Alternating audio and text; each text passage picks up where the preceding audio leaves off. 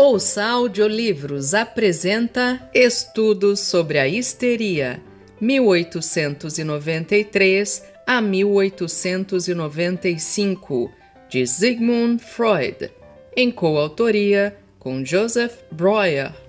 Capítulo 3 – Considerações teóricas. Breuer. Item 2 – A excitação tônica intracerebral. Os afetos. Item A. Conhecemos dois estados extremos do sistema nervoso central, o sono sem sonhos e a vigília plena. Entre eles, fazem a transição estados de menor lucidez em todas as gradações. Não nos interessa aqui a questão da finalidade e do fundamento físico do sono, que são condições químicas ou vasomotoras, mas nos interessa a diferença essencial entre os dois estados. Sobre o sono mais profundo e sem sonhos, nada podemos afirmar diretamente, pois é justamente pelo estado de completa inconsciência que toda observação e toda experiência são excluídas. Mas com respeito ao estado vizinho do sono com sonhos, sabemos que nele tentamos fazer movimentos voluntários, falamos, andamos e assim por diante, sem que com isso as contrações musculares correspondentes sejam voluntariamente desencadeadas, como acontece na vigília.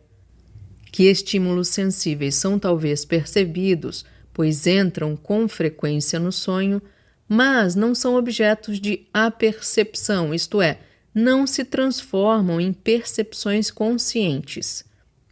Que ideias emergentes não tornam atuais, como na vigília, todas as ideias a elas relacionadas, presentes na consciência potencial, ao contrário, uma grande massa delas permanece não excitada, como quando falamos com algum falecido sem nos lembrarmos de sua morte. Que mesmo ideias inconciliáveis podem existir simultaneamente, sem obstar uma à outra, como na vigília, que, portanto, a associação se efetua de maneira insatisfatória e incompleta. Podemos com certeza presumir que no sono mais profundo, essa supressão da conexão entre os elementos psíquicos é ainda mais perfeita, é completa. Na vigília plena, ao contrário, todo ato de vontade desencadeia o movimento correspondente, as impressões sensíveis tornam-se percepções, as ideias se associam com todo o patrimônio da consciência potencial. O cérebro é então uma unidade que trabalha em completa concatenação interna. Talvez estejamos apenas descrevendo de outro modo esses fatos, quando dizemos que no sono as vias de ligação e condução do cérebro não são transitáveis pela excitação dos elementos psíquicos. Seriam células corticais? Ao passo que o são inteiramente na vigília. A existência desses dois diferentes estados das vias de condução certamente só se torna compreensível se supomos que durante a vigília elas se encontram em excitação tônica, o que Exner chama tétano intercelular, que essa excitação intracerebral tônica condiciona sua capacidade de condução e que sua diminuição e desaparecimento produzem precisamente o estado de sono. Não deveríamos imaginar uma via de condução cerebral como um fio telefônico que só é eletricamente estimulado quando deve funcionar, ou seja, no presente contexto, quando deve transmitir um sinal, mas sim como uma dessas linhas telefônicas pelas quais flui constantemente uma corrente galvânica e que se tornam inexcitáveis se esta desaparece. Ou talvez melhor, pensemos em uma instalação elétrica muito ramificada para iluminação e transmissão de força motriz. Essa instalação exige que cada lâmpada e cada motor sejam postos em funcionamento por simples estabelecimento de um contato. A fim de tornar isso possível e obter tal prontidão para o trabalho, é preciso que, mesmo durante o repouso funcional, exista determinada tensão em toda a rede condutora, e para isso o dínamo deve gastar determinada quantidade de energia. Da mesma forma, existe certo grau de excitação nas vias de condução do cérebro desperto em repouso, mas pronto para trabalhar. Nota: seja-me permitido esboçar aqui de modo sucinto a ideia que está na base da exposição acima. Concebemos geralmente as células nervosas sensíveis e sensoriais como um aparelho receptor passivo, de modo errado, pois a existência de um sistema de fibras associativas por si só prova que também dessas células flui excitação para as fibras nervosas. Em uma fibra nervosa que, por continuidade ou contiguidade, une duas células sensoriais, deve existir um estado de tensão quando, a partir dessas células, uma excitação aflui para ela.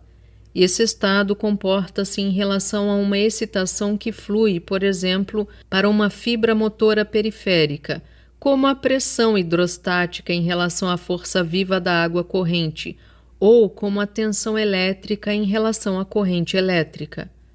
Quando todas as células nervosas encontram-se num estado de excitação média e excitam seus prolongamentos nervosos, toda a imensa rede forma um reservatório unitário de tensão nervosa. Deveríamos, portanto, admitir, além da energia potencial que se acha quieta no acervo químico da célula e daquela forma de energia cinética desconhecida que escoa quando as fibras estão excitadas, ainda um outro estado quiescente de excitação nervosa, a excitação tônica ou tensão nervosa. Fim da nota. Fala a favor dessa ideia o fato de que o estar desperto em si, mesmo sem realização de trabalho, fatiga e produz necessidade de sono. Ele já implica em si um consumo de energia. Imaginemos uma pessoa em tensa expectativa que, entretanto, não afeta um campo sensorial particular. Nesse caso, temos diante de nós um cérebro em repouso, mas preparado para funcionar. Podemos, por certo, admitir que nele todas as vias de condução se encontram ajustadas no máximo de sua capacidade funcional, em excitação tônica. De modo significativo, a linguagem designa esse estado como tensão. A experiência ensina como é árduo e fatigante esse estado em que, no entanto, nenhum trabalho atual, motor ou psíquico foi realizado. Esse é um estado excepcional que, precisamente por causa do grande consumo de energia, não é suportado por muito tempo. Mas também o estado normal de completa vigilância implica, dentro de limites não muito amplos, uma quantidade flutuante de excitação intracerebral. A todas as gradações, da vigília à sonolência e ao verdadeiro sono, correspondem graus menores de excitação. A produção efetiva de trabalho cerebral requer, com certeza, um consumo maior de energia do que a simples prontidão para o trabalho. Da mesma forma como a instalação elétrica antes citada a título de comparação deve fazer afluir aos fios uma quantidade maior de energia elétrica, quando muitas lâmpadas ou máquinas operadoras são ligadas. Se o funcionamento é normal, não se libera mais energia do que a consumida imediatamente na atividade. Mas o cérebro se comporta como uma instalação de capacidade produtiva limitada, que não poderia produzir ao mesmo tempo grandes quantidades de luz e de trabalho mecânico. Enquanto se efetua a transmissão de força, pouca energia fica disponível para a iluminação e vice-versa. Assim vemos que em intenso esforço muscular nos é impossível empreender uma reflexão prolongada, que a concentração da atenção sobre um campo sensorial faz diminuir a eficiência dos outros órgãos cerebrais, que o cérebro, portanto, trabalha com uma quantidade de energia variável, mas limitada. A distribuição desigual da energia é certamente condicionada pela abertura de vias pela atenção. Exner. A capacidade de condução das vias utilizadas aumenta, a das outras vias diminui, e assim no cérebro em atividade, a excitação tônica intracerebral também é distribuída desigualmente. Despertamos uma pessoa adormecida, isto é, aumentamos subitamente o quantum de sua excitação intracerebral tônica, fazendo agir sobre ela um vivo estímulo sensorial.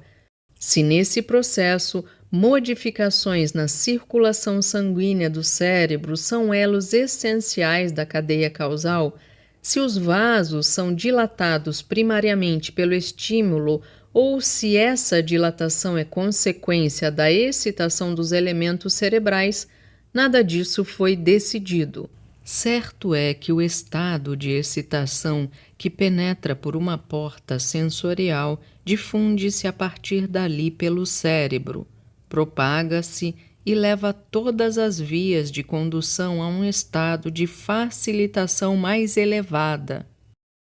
De que modo acontece o despertar espontâneo se sempre a mesma região do cérebro entra primeiro no estado de excitação de vigília e a partir dali essa excitação se propaga ou se ora um, ora outro grupo de elemento atua, provocando o despertar? Isso é ainda inteiramente obscuro.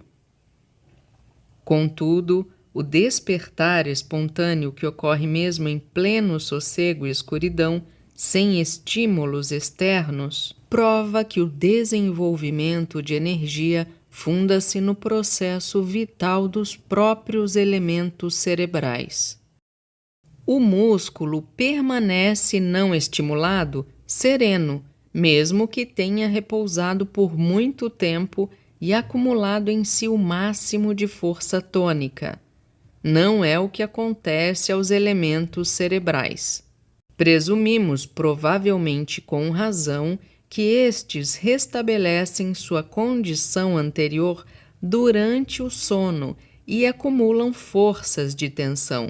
Tendo isso ocorrido até certo grau, uma vez alcançado, por assim dizer, certo nível, o excedente escoa para as vias de condução, abrindo-as e produzindo a excitação intracerebral da vigília. O mesmo processo podemos observar de maneira instrutiva na vigília. Quando o cérebro desperto permanece mais demoradamente em repouso, sem transformar por seu funcionamento a força de tensão em energia viva, manifesta-se uma necessidade e um impulso ou ímpeto para a atividade. Um longo repouso motor cria a necessidade de movimento, que é o inútil andar de um lado para outro dos animais enjaulados. E quando esta não pode ser satisfeita, cria uma sensação penosa. Falta de estímulos sensoriais, escuridão, silêncio absoluto convertem-se em tormento. Repouso intelectual, falta de percepções de ideias, de atividade associativa, produzem o martírio do tédio. Essas sensações de prazer correspondem a uma agitação, a um aumento da excitação intracerebral normal. Portanto, os elementos cerebrais inteiramente restituídos liberam, mesmo em repouso, certa quantidade de energia que, não utilizada funcionalmente, aumenta a excitação intracerebral. Isso produz um sentimento de desprazer. Tais sentimentos surgem sempre que uma necessidade do organismo não encontra satisfação.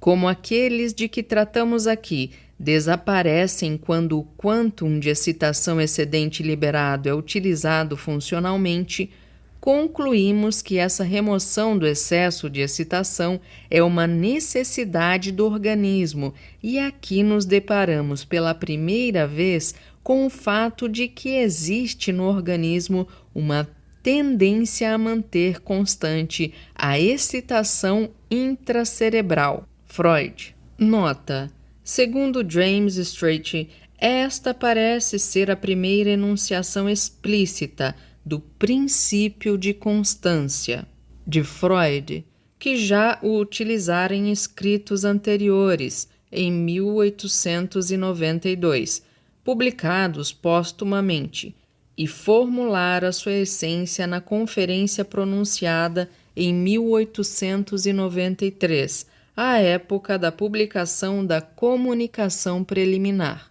Fim da nota. Um excesso dela sobrecarrega e incomoda, e surge o impulso ou ímpeto, pulsão, instinto de utilizá-lo. Se uma utilização por meio de atividade sensorial ou ideativa não é possível, o excesso se escoa em ação motora inútil, num ir e vir e coisas do gênero, que mais adiante encontraremos como a mais frequente forma de descarga de tensões extremas.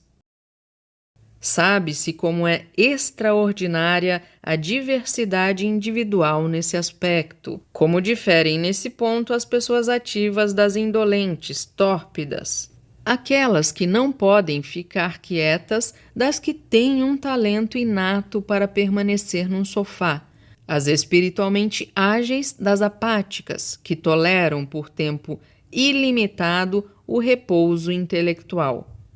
Essas diferenças, que constituem o temperamento intelectual das pessoas, certamente se baseiam em profundas diferenças de seu sistema nervoso, no grau em que os elementos cerebrais em repouso funcional liberam energia. Falamos de uma tendência do organismo a manter constante a excitação cerebral tônica. Tal tendência, porém, só nos é compreensível quando conseguimos reconhecer a que necessidade ela satisfaz. Compreendemos a tendência a manter constante a temperatura média dos animais de sangue quente, porque a sabemos ótima para o funcionamento dos órgãos. E pressupomos algo similar para a constância do teor de água no sangue, etc. Creio que é lícito supor, acerca do grau da excitação tônica intracerebral, que ele também possui um optimum.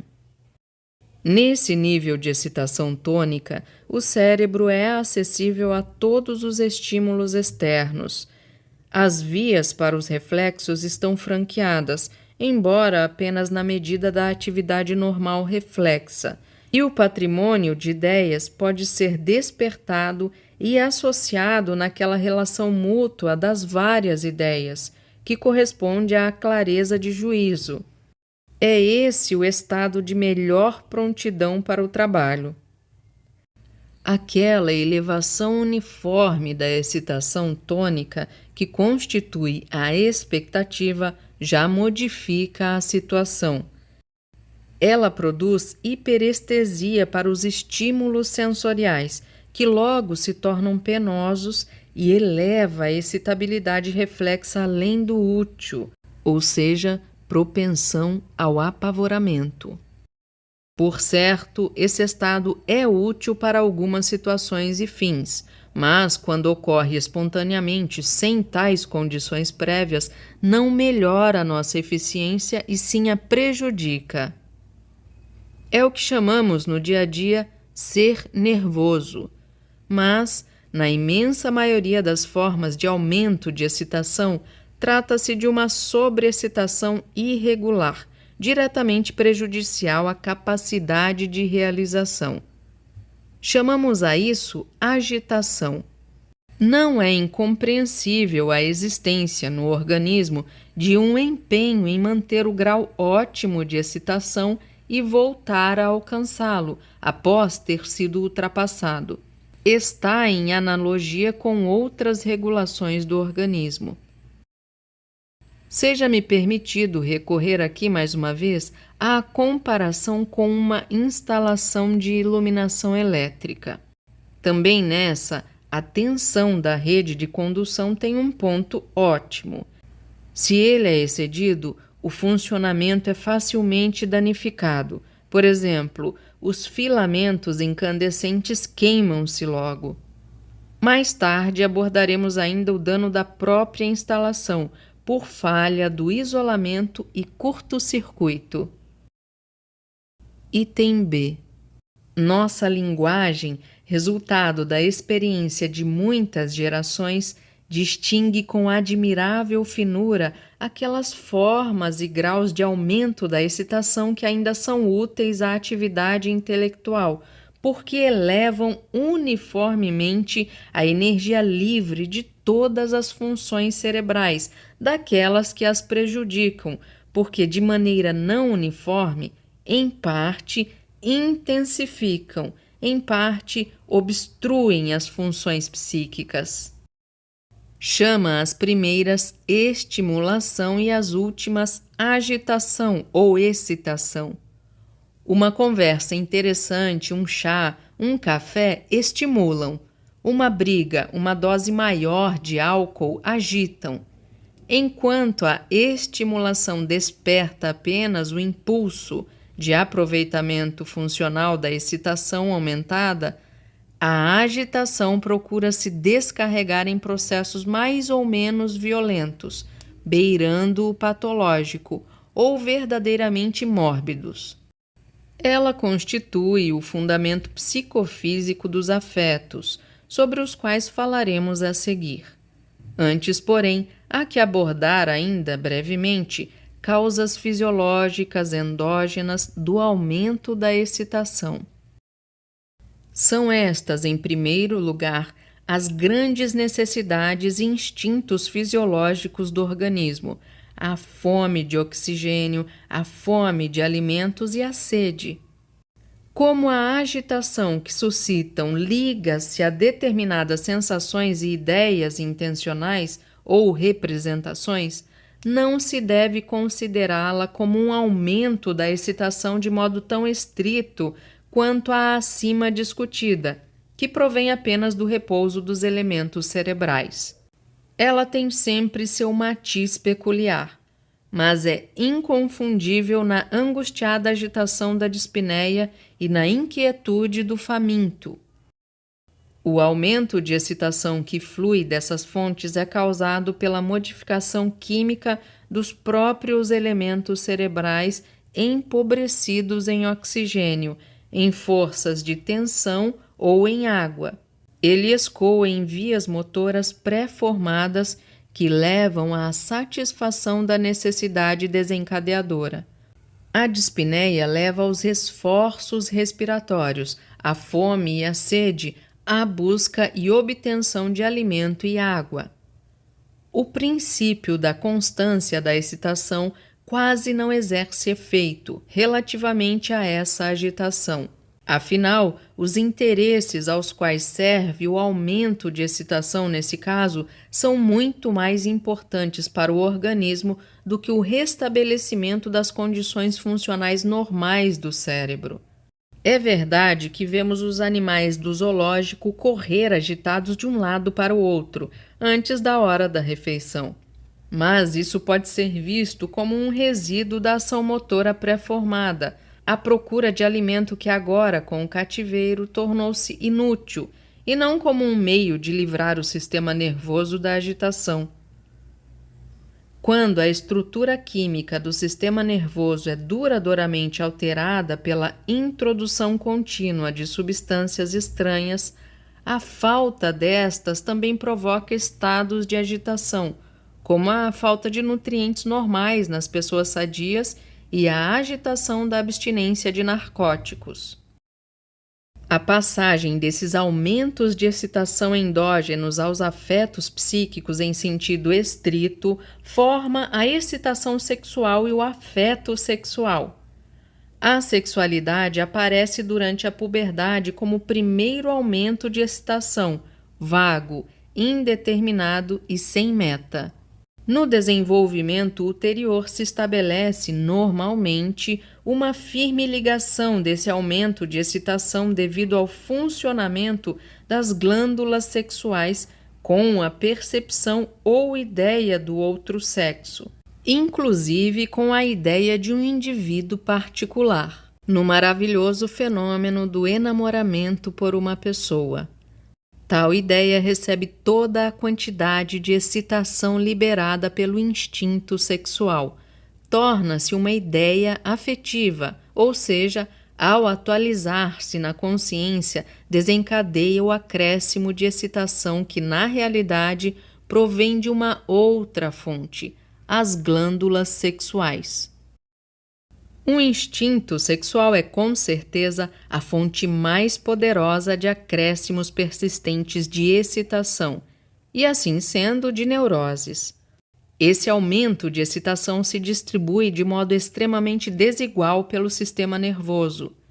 Em seus graus mais elevados de intensidade, o curso de ideias é perturbado, o valor relativo das ideias é alterado e no orgasmo do ato sexual o pensamento extingue-se quase por completo.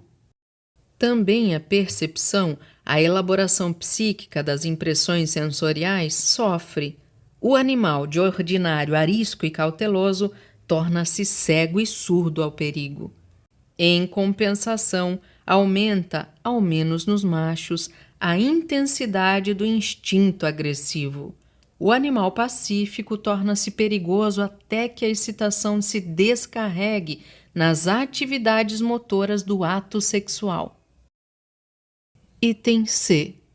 Uma perturbação similar do equilíbrio dinâmico do sistema nervoso, a distribuição desigual da excitação aumentada, constitui precisamente o lado psíquico dos afetos. Não tentaremos desenvolver aqui uma psicologia ou uma fisiologia dos afetos.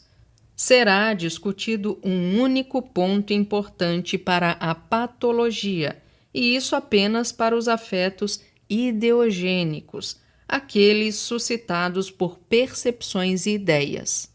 Lange, com razão, voltou a destacar o fato de que os afetos podem ser provocados quase exatamente da mesma forma, tanto por substâncias tóxicas e, como mostra a psiquiatria, primariamente por modificações patológicas, quanto por ideias.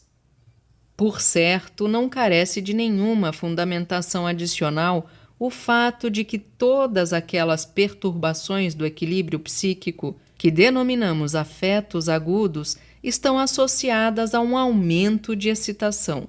Nos afetos crônicos, mágoa e preocupação, isto é, angústia protraída, existe a complicação de um grave estado de fadiga que deixa perdurar a distribuição desigual da excitação e, com isso, a perturbação do equilíbrio, mas reduz sua intensidade. Essa excitação aumentada, porém, não pode ser utilizada em atividade psíquica. Todos os afetos intensos prejudicam a associação, o curso de ideias. Fica-se insensato de cólera ou de pavor. Apenas aquele grupo de ideias que provocou o afeto persiste na consciência com intensidade máxima. Assim, é impossível compensar a agitação por meio de atividade associativa. Contudo, os afetos ativos, estênicos, compensam o aumento de excitação por meio de uma descarga motora.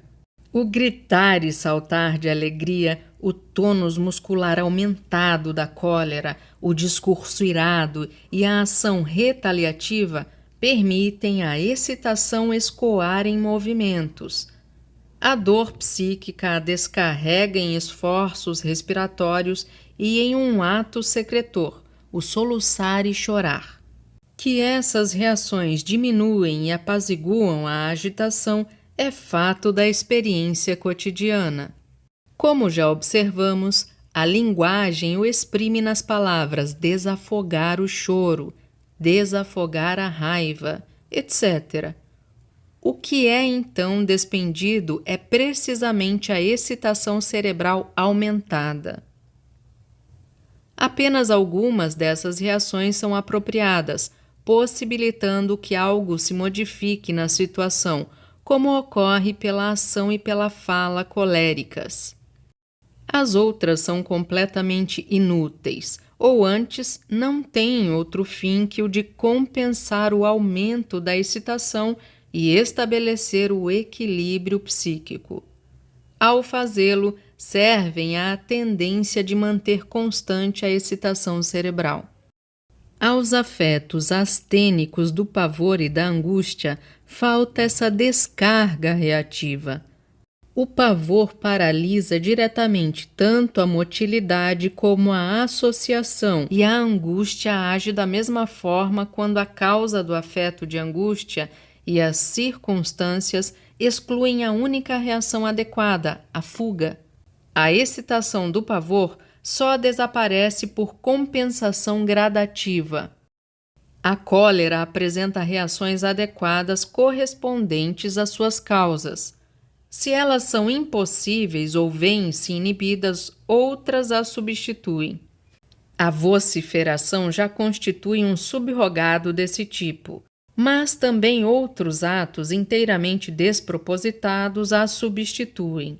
Quando Bismarck precisa reprimir sua exaltação colérica diante do rei, alivia-se arremessando ao chão um vaso precioso. Essa substituição voluntária de um ato motor por outro equivale integralmente à dos reflexos de dor naturais por outras contrações musculares. Numa extração de dente, o reflexo pré-formado é empurrar o dentista e gritar. Se em vez disso contraímos os músculos do braço e comprimimos o espaldar da cadeira, transferimos de um grupo de músculos para outro o quantum de excitação desencadeado pela dor. Na dor de dente violenta e espontânea, que exceto pelo gemido não tem nenhum reflexo pré-formado, a excitação se escoa no ir e vir sem propósito. Do mesmo modo, transpomos a excitação da cólera da reação adequada para outras e nos sentimos aliviados quando é consumida por alguma forte inervação motora. Quando, porém, tal descarga da excitação é de modo vedada ao afeto, a situação na cólera é a mesma do pavor e da angústia. A excitação intracerebral é extremamente aumentada, mas não é consumida em atividade associativa ou motora. Em pessoas normais, a perturbação neutraliza-se pouco a pouco. Em algumas, no entanto, aparecem reações anômalas, desenvolve-se a expressão anômala das emoções. Expressão anômala das emoções de Oppenheim.